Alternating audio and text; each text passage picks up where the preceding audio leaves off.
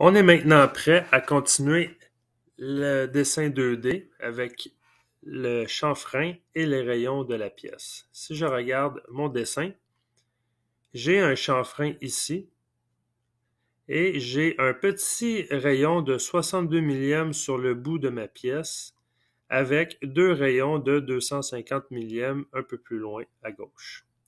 Je vais commencer par mon chanfrein. Ce que je vais faire comme option, c'est de choisir Line Endpoints. Ça me permet justement de sélectionner un point avec un autre point et de créer une ligne. Je vais m'assurer qu'il est en freeform, ça veut dire libre, et je vais cliquer euh, le début de mon chanfrein qui se trouve à être sur mon diamètre le plus petit et ma première ligne d'intersection qui est verticale. Mon diamètre le plus petit avec ma première ligne, c'est ici. Je clique une fois et on voit qu'il y a une ligne qui apparaît et je dois cliquer un deuxième point qui se trouve à être la fin de mon chanfrein qui est ici. Quand ça c'est fait, je fais le crochet vert et on voit qu'on a fait la ligne de chanfrein ici. Je vais faire mes deux rayons de 250 millièmes à gauche. Alors, je prends note là, sur quel diamètre ils sont situés, sur le plus gros diamètre et le deuxième diamètre. Ce que je vais faire pour faire les rayons, je vais choisir l'option Fillet Entities. Je clique dessus. Je m'assure que le rayon est bien à 250 millièmes et l'option Trim Entities soit activée. Si on l'active, c'est que ça va supprimer les lignes en trop suite au rayon. Comme par exemple, je veux faire mon rayon sur mon gros diamètre ici.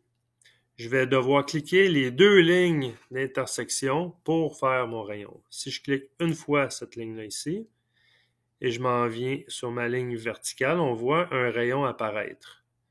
Lorsque je vais cliquer sur ma deuxième ligne, vous allez voir la ligne, une partie de la ligne va être supprimée, comme ça ici. Ça, c'est le Trim Entities qui fait ça. Je vais faire la même chose pour mon deuxième rayon. Je choisis mon deuxième diamètre avec mon épaulement, comme ceci. Et j'ai fait mes deux rayons à 250. Je vais faire le crochet bleu pour accepter lui. Je veux toujours rester dans l'option Fillet Entities parce que j'ai un petit rayon au bout de ma pièce de 62 millièmes et demi. Je vais changer la valeur de mon rayon à 62 millièmes et demi et je vais faire le même procédé. Mon diamètre avec la face de ma pièce, on voit le petit rayon qui est apparu. Je vais faire le crochet vert et mes rayons sont terminés. Maintenant, il me reste à effacer les lignes que je n'ai pas de besoin. Ce qu'on va faire, on va choisir l'option Trim to Entities. Vous l'avez ici également, Trim to Entities.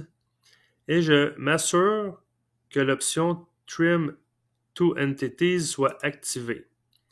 Le fonctionnement de ça, si vous laissez votre curseur sur Trim to Entities, vous allez avoir la description de ce que c'est, mais en réalité, c'est qu'on choisit deux lignes d'intersection qu'on veut garder et le reste se supprime. On va faire un exemple. Je veux garder mon diamètre avec mon chanfrein. On voit la ligne en bas, il y a une ligne grise pointillée. En choisissant ces deux lignes-là, c'est cette ligne-là pointillée qui va être supprimée. Si je clique sur ma deuxième ligne en question, on voit que la ligne ici est disparue. Je fais la même chose pour les autres. Je veux garder mon diamètre avec mon chanfrein. On voit que c'est la ligne de droite qui va être supprimée. Je fais la même chose pour ce diamètre-là et l'épaulement qui est juste ici. On voit qu'on supprime deux lignes maintenant qui sont superflues. On vient de les supprimer. Même chose ici, diamètre et épaulement. Et il va me rester tout simplement ces deux lignes-là enlevées. Ce que je fais, je vais faire le crochet vert.